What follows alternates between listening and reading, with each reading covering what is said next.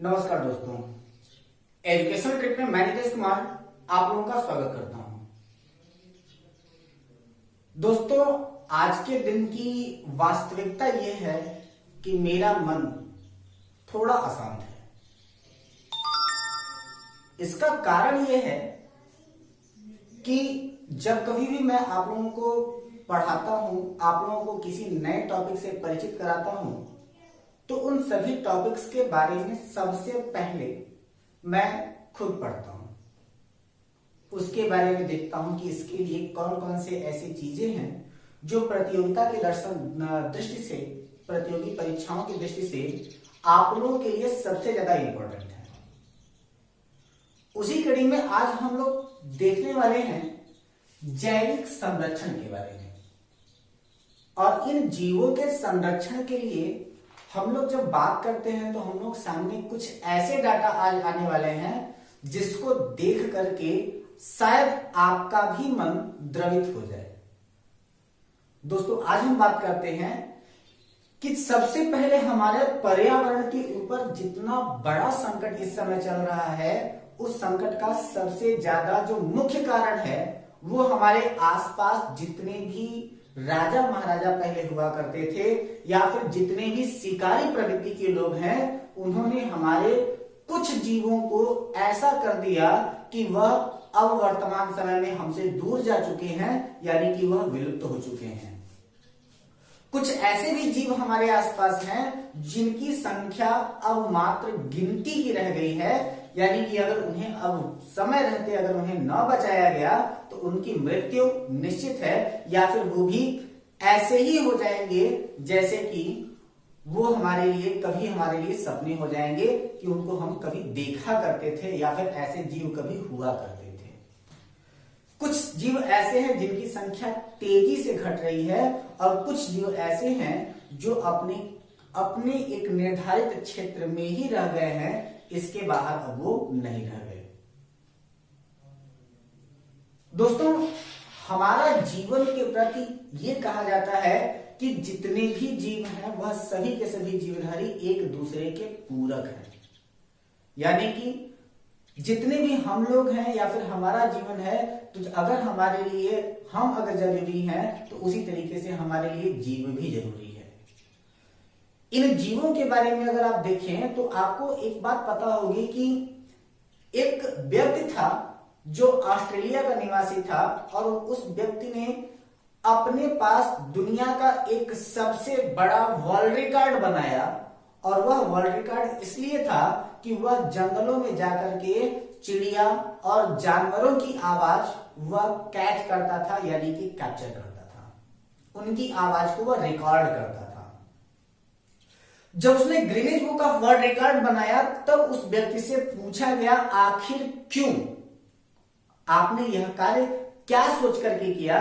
तो उस व्यक्ति ने बताया कि मैंने यह जो कार्य किया है, जो आज Guinness book of world record में है, वह मैंने सिर्फ इसलिए किया कि जिस तरीके से मनुष्य अपने स्वार्थ में अंधा होकर के जिस तरीके से जीवों की हत्या कर रहा है, उस प्रकार समय उस चीज को देखते हुए हमें ये लग रहा है कि हमारे आने वाली जो पीढ़ियां हैं वह इन जानवरों को नहीं देख पाएगी। तो मैं आवाज सिर्फ इसलिए इकट्ठा कर रहा हूं कि ताकि मैं अपने आने वाली पीढ़ियों को कम से कम उनकी आवाज तो सुना सकूं कि वह जीव बोलते कैसे थे। इतना ज्यादा क्रूर और इतना ज्यादा निर्दयी होता हुआ हमारा मनुष्य चला जा रहा है। दोस्तों, आज हम लोग बात करने वाले हैं जीवों को संरक्षित करने के लिए जो विभिन्न प्रकार के कदम उठाए गए उनके बारे में। तो जैविक पर्यावरण संरक्षण के लिए सबसे पहला कदम उठाया जिसे हम लोग कहते हैं IUCN। इसका पूरा नाम है इंटरनेशनल यूनियन ऑफ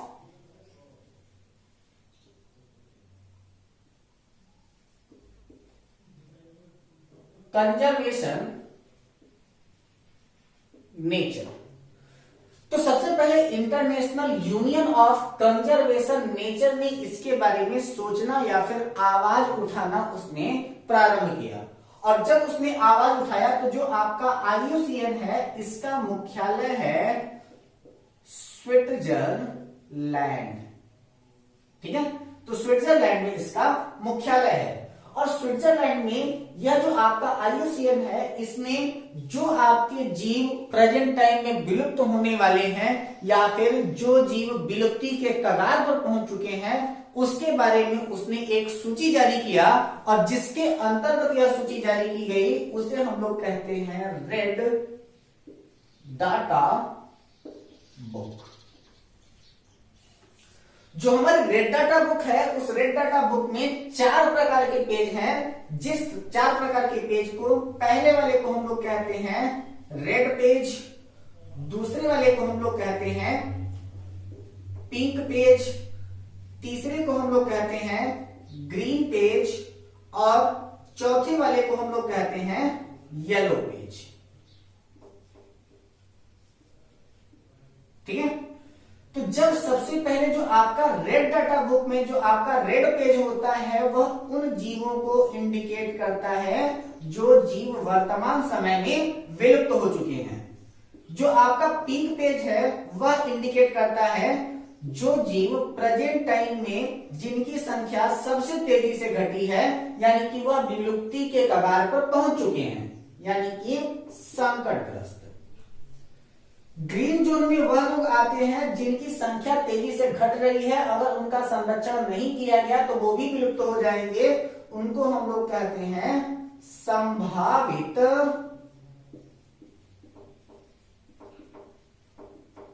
संकटग्रस्त। और ये जो आपका येलो पेज है इस येलो पेज में वो जीव आते हैं जिनको हम लोग दुर्लभ प्रजातियों की श्रेणी में जानते हैं, ठीक है। तो दुर्लभ प्रजाति में वो लोग आते हैं जो हमारे आसपास केवल एक निश्चित क्षेत्र में या फिर समुचित क्षेत्र में ही अब निवास करते हैं। प्रत्येक स्थान पर उनका पाया जाना अब वर्तमान समय में संभव नहीं रहा है। इसको आप लोग जरा सा नोट कर लें। चलिए, तो सबसे पहले हम लोग बात करते हैं इस सारी की सारी बुक में कौन कौन सा है और किस प्रकार से यह कार्य करता है। तो इनमें हमारा सबसे पहला नाम आता है आपका रेड पेज। रेड पेज के बारे में मैंने आपको बताया कि रेड पेज किसके लिए है, तो वह उन जीवों के लिए है जो प्रेजेंट टाइम में विलुप्त हो चुके हैं। विलुप्ति की सूची इस प्रकार से जारी की जाती है कि यदि कोई भी जीव अपने निवास स्थान पर यानी कि जिस स्थानों पर वह पाया जाता हो वहां पर लगभग 15 से 20 सालों तक वह ना पाया जाए तथा उसका पृथ्वी पर रहने के अस्तित्व में लगभग 50 साल तक जिसकी पुष्टि ना की जा सकती हो, उस जीव को हम लोग विलुप्त जीवों की श्रेणी में मान लेते हैं। तो रेड पेज के अंतर्गत जो आता है वो सबसे पहला बात आता है आपका डायनासोर।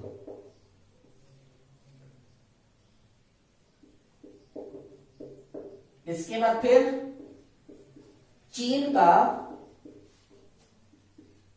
लाल पांडा, और कौन है मॉरिशस का डोडो पक्षी, और कौन है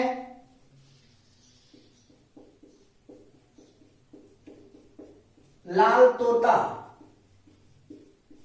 आदि वो जीव हैं जो वर्तमान समय में हमारे पृथ्वी के अस्तित्व में नहीं पाए जाते या फिर वह समाप्त हो चुके हैं। इनमें एक प्रश्न और पूछा था तो उसको मैं यहां बढ़ा देता हूं। तो लाल तोता और तस्मानियन भेड़िया, तस्मानिया का भेड़िया आदि जो जीव है जो हमारे पृथ्वी पर प्रेजेंट टाइम में इनकी पुष्टि नहीं हो पा रही है वह क्या है आपके विलुप्त जीवों की श्रेणी में माने जाते हैं। यहां पर जो आपका मॉरिशस का डोडो पक्षी है, यह मॉरिशस का डोडो पक्षी वहां पर पाए जाने वाले खाना बदोश लोगों ने इस पक्षी को खा खा करके समाप्त कर दिया। जब मानव भक्षण पर उतारू हो जाए तो वह किसी भी जीव का भक्षण कर सकता है और उसने ऐसा ही उदाहरण प्रस्तुत किया जब उसने मॉरिशस के डोडो पक्षी को खा खा करके समाप्त कर दिया। अगली बात करते हैं हम लोग। तो अगली बात आपकी आती है कि संभल जाओ तो संभल जाओ वरना हम तो चले सनम। Pink page. पिंक पेज के अंतर्गत उन संकटग्रस्त प्रजाति के जीवों के बारे में बातें की जाती है जिनकी संख्या वर्तमान समय में सिर्फ गिनती की रह गई है। यानी कि संभल जाओ तो संभल जाओ वरना हम तो चले सनम। अगर बचा सकते हो तो इनको बचा लो, इनका संरक्षण कर लो ताकि हमारी आने वाली पीढ़ियां इनको देख सकें। यदि इनका संरक्षण हम नहीं कर सके तो इनकी संख्या वर्तमान समय में इतनी ज्यादा कम हो गई है कि वह बहुत ही जल्दी हमसे दूर चले जाएंगे, जिनमें आता है आपका भारतीय चीता।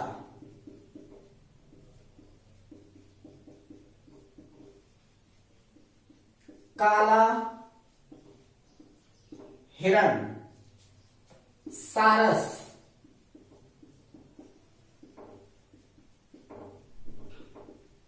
आवरेडिल, कछुआ, आश्चर्य होगा, नाग।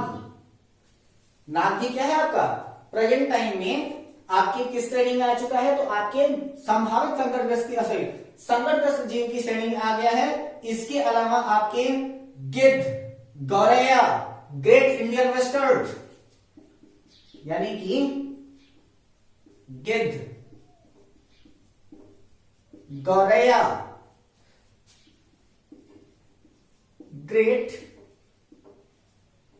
इंडियन वेस्टर्न, इसी को कहा जाता है सोन चिड़िया।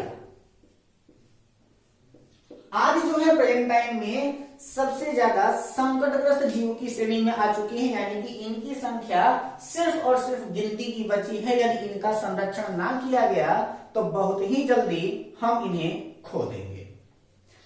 इसके पश्चात आती है आपकी तीसरी पेज, जिसे हम लोग कहते हैं ग्रीन पेज। और इस ग्रीन पेज में हम लोग जिस जीव की बात करते हैं वह ये है कि वह जीव प्रेजेंट टाइम में उनकी भी संख्या बहुत तेजी से घट रही है, यानी कि वह भी संकटग्रस्त प्रजाति की श्रेणी की ओर अग्रसर होते चले जा रहे हैं। तो इनके लिए हम लोग कहते हैं क्या है? Green page. और ग्रीन पेज के अंतर्गत कौन आता है? तो ग्रीन पेज में आती है भारतीय गाय की नागौरी नस्ल, यानी कि जो हमारी देसी गाय है प्रेजेंट टाइम में वो भी संकटग्रस्त की श्रेणी में आ गई है। संभावित संकटग्रस्त में हमारी भारतीय गाय यानी कि नागौरी नस्ल की गाय है, वह आपके क्या है? संकटग्रस्त जीव की श्रेणी में है। इसके अलावा आता है आपका मोर, ठीक है, पिकॉक, यानी कि जो स्वयं हमारे भारत का राष्ट्रीय पक्षी है उसके ऊपर स्वयं खतरा मंडराया चला जा रहा है। इसके अलावा कई अन्य जीव हैं जिनके ऊपर खतरे बढ़ते चले जा रहे हैं, जिनमें आपका बब्बर शेर भी है। प्रेजेंट टाइम में गुजरात का गिर वन्यजीव अभयारण्य जो है वो बब्बर शेर के लिए है। और कौन है? हाथी। और कौन है? गैंडा। आज यह जीव जो है वह अब गिनती के ही शेष रह गए हैं, यानी कि इनकी भी संख्या बहुत ही तेजी गति से घट रही है। इनका भी संरक्षण करने की सबसे ज्यादा आवश्यकता है। साथ ही साथ अगर बात करें तो आपका एक लास्ट जो पेज जोड़ा गया जिसको हम लोग कहते हैं येलो पेज, और यह येलो पेज जो है वो जोड़ा गया था दुर्लभ प्रजातियों के बारे में। और दुर्लभ प्रजातियों के बारे में कहा जाता है कि यह वो प्रजातियां हैं जो केवल और केवल उन्हीं स्थानों पर पाई जाती हैं, मतलब एक किसी भी निश्चित स्थानों पर ही वो पाई जाती हैं। जैसे कि अगर हम कहें तो अंडमान की ओंग एवं जारवा जनजाति, और अंडमान की ओंग और जारवा जनजाति प्रकाश में आई थी सन 2004 में, जब सुनामी आई तो इनको इस बात का आभास पहले ही हो गया था और ये अपना स्थान छोड़ करके पहले ही चले गए थे, सुरक्षित स्थानों पर ये चले गए थे। और प्रेजेंट टाइम में ओम और जारवा जनजाति जो है वो केवल अंडमान के ही क्षेत्र में पाई जाती है, किसी अन्य क्षेत्र में यह नहीं पाई जाती है।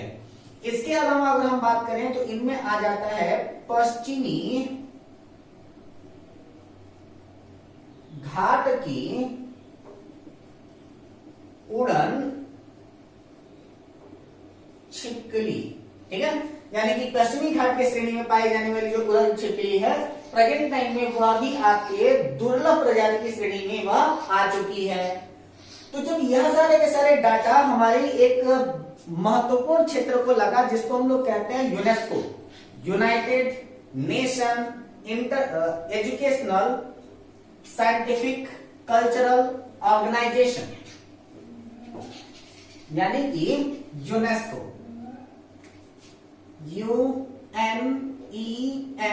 UNESCO, यानी कि यूनाइटेड नेशन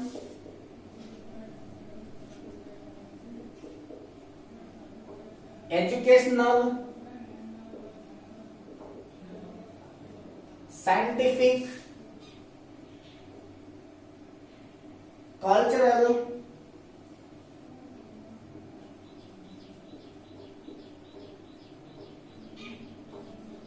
ऑर्गेनाइजेशन। मुख्यालय इसका कहां पर है? तो इसका मुख्यालय है पेरिस में। तो इसे इस बारे में जानकारी मिली कि हमारे यहाँ जो जीव है वो बहुत ज्यादा संकट में आ चुके हैं। तो अगर प्रश्न पूछा जाता है कि यूनेस्को किस प्रकार के जीवों का संरक्षण करता है, तो वह एजुकेशनल, साइंटिफिक और कल्चरल से रिलेटेड जितनी भी चीजें हैं वो उन सभी का, यानी कि जितने भी राष्ट्रहित की धरोहरें हैं उन सभी का संरक्षण करने का काम कौन करता है? तो आपका यूनेस्को करता है। जैसे कि प्रेजेंट टाइम में आपके भारत का लाल किला और कौन, रानी की बाव, सांची का स्तूप, ये कुछ ऐसी जगह है जिसका संरक्षण प्रेजेंट टाइम में आपका यूनेस्को ही कर रहा है।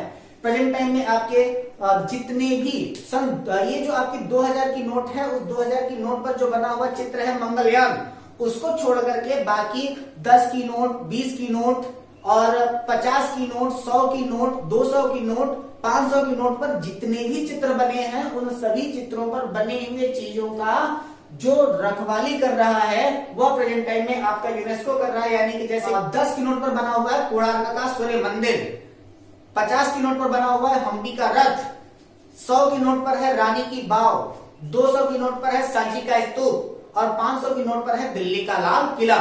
और ये सब के सब जो है वो आपके यूनेस्को के अंतर्गत आते हैं। तो यूनेस्को ने एजुकेशनल फैक्ट के तहत और साइंटिफिक फैक्ट के तहत जीवों को भी बचाने का कार्य करना प्रारंभ किया और उसने जीवों को बचाने के लिए 1971 में एक प्रोग्राम शुरू किया जिसको हम लोग कहते हैं मैन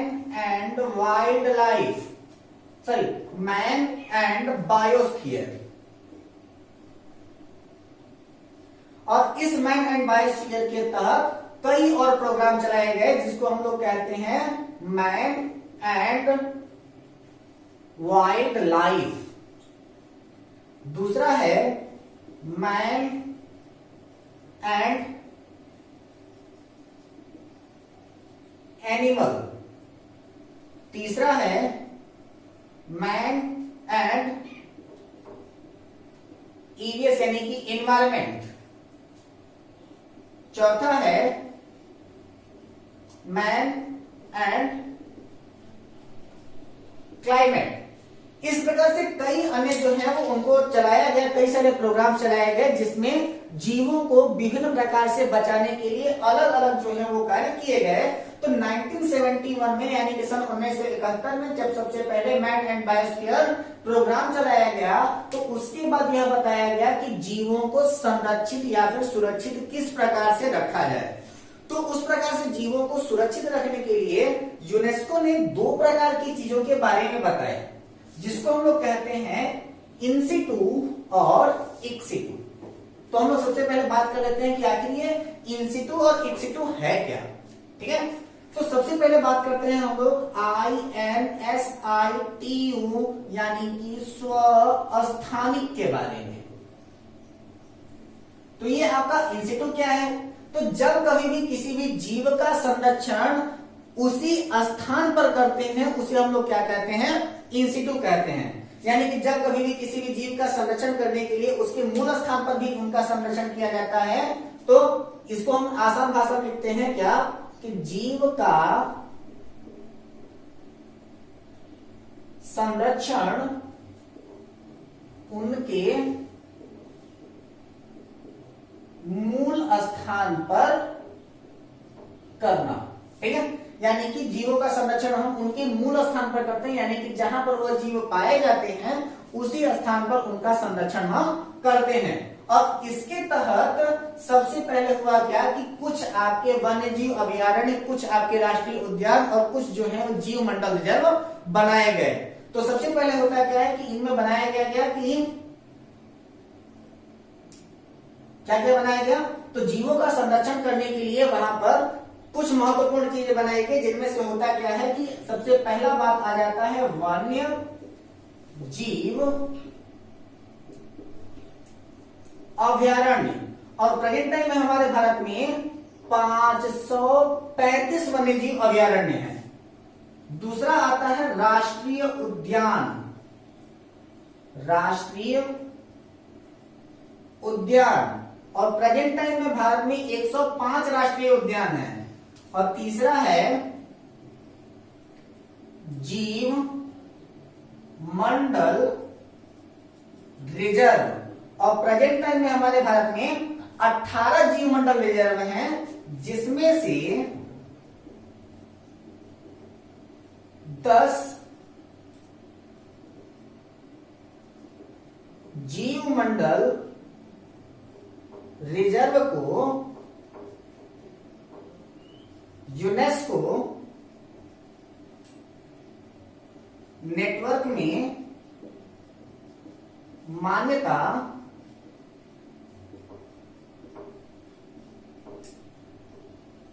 मिल चुकी है। ठीक है, तो जिसमें से जो है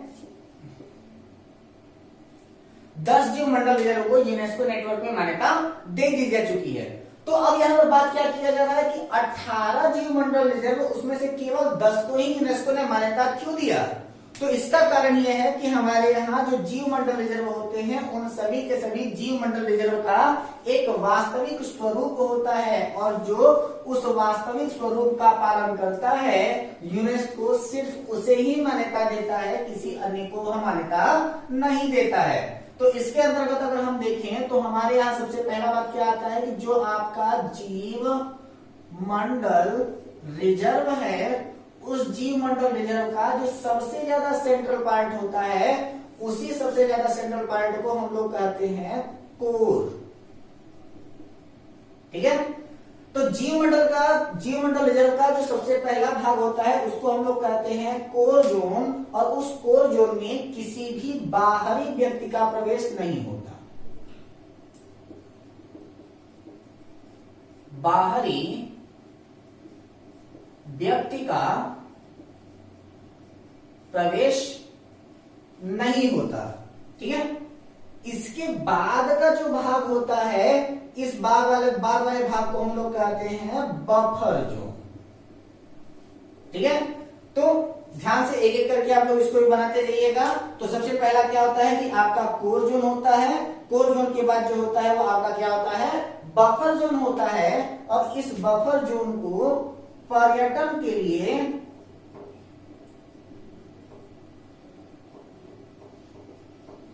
विकसित किया जाता है, यानी कि यहाँ पर जंगली जानवरों के पाए जाने की संभावनाएं थोड़ा सा कम हो जाती हैं, जिसकी वजह से इसको हम लोग क्या कहते हैं कि यह पर्यटन के लिए इनका विकास किया जा सकता है। और इसके बाद का जो लेयर होता है उसको हम लोग कहते हैं ट्रांजिशन जोन। ट्रांजिशन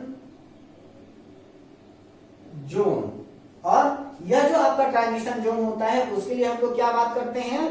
तो जो आपका ट्रांजिशन जोन है, उस ट्रांजिशन जोन में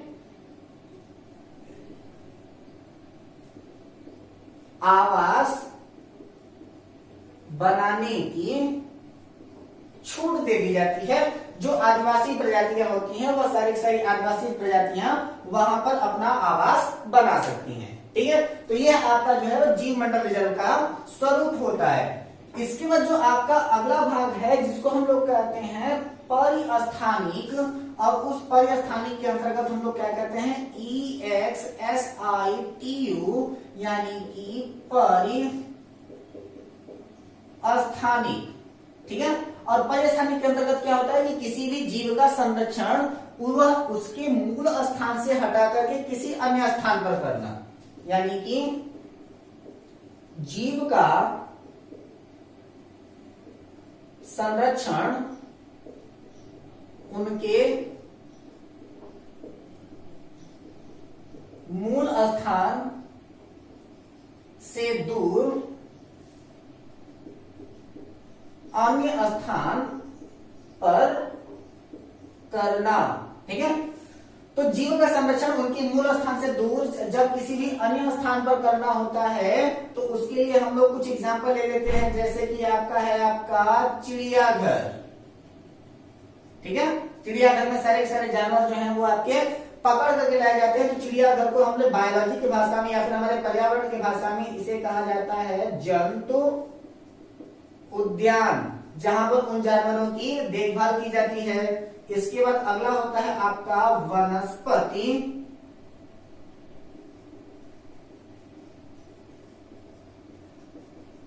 उद्यान। ठीक है, और इसके अलावा तीसरा हम लोग बात कर लेते हैं पराग बैंक के बारे में। तो चिड़ियाघर, वनस्पति विज्ञान और पराग बैंक जो होती हैं वह इक्सिटू, पराग बैंक का मतलब होता है जहां मधुमक्खी का पालन किया जाता है आर्टिफिशियली रूप से। ठीक है, तो ये आपके जो मुख्य विधियां हैं जिसको हम लोग कहते हैं इक्सिटू यानी कि परिस्थानिक, जहां पर किसी भी जीव को पकड़ कर ले आया जाता है और वहां पर उसका संरक्षण एवं पालन किया जाता है ताकि वह जीव बचे रह सकें। हम आशा करते हैं आपको यह वीडियो पसंद आई होगी। अगर आपको यह वीडियो पसंद आई हो तो लाइक करें और अपनी राय हमारे कमेंट बॉक्स में जरूर दें। यदि आप हमारे इस चैनल पर नए हैं तो हमारे इस चैनल को सब्सक्राइब करके बेल आइकन दबाना ना भूलें। हमारे इस वीडियो को ज्यादा से ज्यादा लोगों को शेयर करें। घर पे रहे, हंसते रहे, मुस्कुराते रहे, अपना और अपनों का ख्याल रखें। धन्यवाद।